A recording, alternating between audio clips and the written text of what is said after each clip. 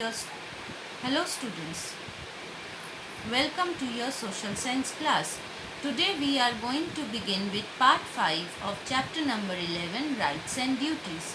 So in our last class we had learned about the fundamental rights. The fundamental rights are the special benefits which we enjoy being the citizens of India, and they are guaranteed by the Constitution of India. So today we will learn in details about the fundamental duties. Now, the fundamental duties. Duties are inseparable from rights. Means duties and rights cannot be separated. Both are strictly correlated. Means both are strictly in relation to one another. So my rights and my duties cannot be separated. Like we enjoy the rights, for that we have to perform some duties also. Now we will learn in details about the fundamental duties. The fundamental duties. The Constitution of India has laid down certain fundamental duties for the citizens as well. Few of them are given below. So as you all are children, so we will learn about few fundamental duties which are given to us by the Constitution of India. Come, let's read. We must respect our Constitution and obey the laws of our country. We must respect our national flag and our national anthem. Like when the flag is hoisted and when the national anthem is played somewhere or we sing it, we have to stand up and pay proper respect to it. We must respect the diversity of our country. Diversity means the differences, the different languages, religion, caste, creed, because should be respected, and we should live in harmony with one another, as India is a land of unity in diversity. We must help the government in times of national crisis.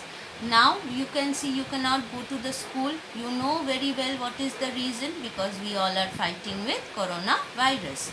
So we have to cooperate with the national crisis. It is a national crisis and we have to cooperate with the government's decision. We must protect and preserve our environment. We should not cause any kind of harm to our mother nature.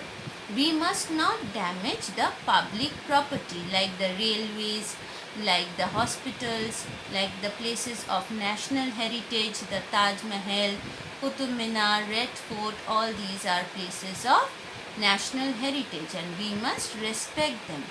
We must treat all citizens as equal and should follow non-violence. So as we know, in fundamental rights only we have read right to equality, that all citizens of India are equal and we should live peacefully with one another. Now you can see here there is a column given to you. Let's talk about. Now you see we are visiting the famous Red Fort in Delhi with your family.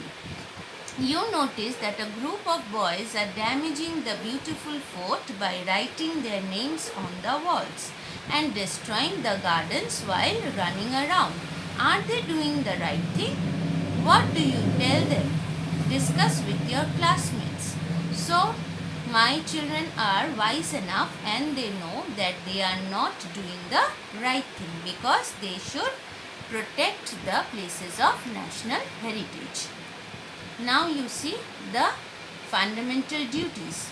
So this is a balance. So we must maintain a proper balance between the rights. We should know the fundamental rights, and side by side we should be responsible enough to fulfill all our fundamental duties. Then only we can maintain a proper balance in the country.